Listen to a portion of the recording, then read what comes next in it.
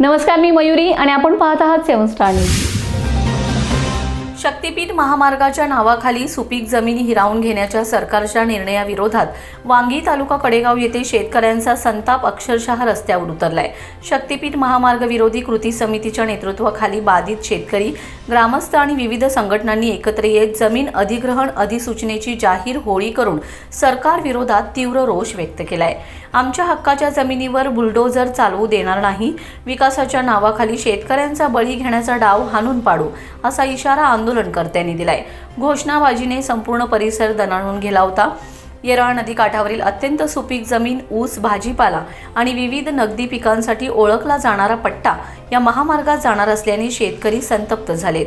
त्यांच्या जीवावर गावाची अर्थव्यवस्था उभी आहे, त्याच शेतकऱ्यांना उद्ध्वस्त करण्याचा हा प्रयत्न आहे, अशी भावना ग्रामस्थांनी व्यक्त केली। सरकारने नुकतीच जमीन अधिग्रहण अधिसूचना जारी करताच संतापाचा जणू स्फोटच झाला। वांगी येथे एकत्र जमलेल्या शेतकऱ्यांनी अधिसूचनेच्या प्रती जाळून निषेध नोंदवलाय।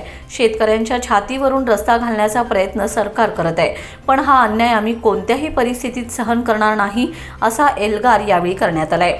शक्तीपीठ महामार्गासाठी 1 इंचही जमीन सरकारला दिली जाणार नाही, असा ठाम निर्धार आंदोलनकर्त्यांनी व्यक्त केलाय। सरकारने हा निर्णय तातडीने मागे घ्यावा, अन्यथा रस्त्यावर उतरून आणखीन तीव्र आंदोलन छेडण्यात येईल, असा थेट इशारा शेतकऱ्यांनी दिलाय।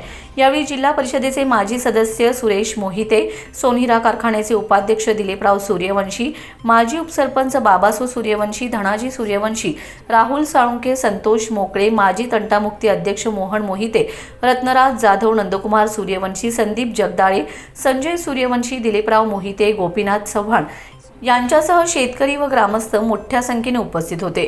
Bureau report 7 star news.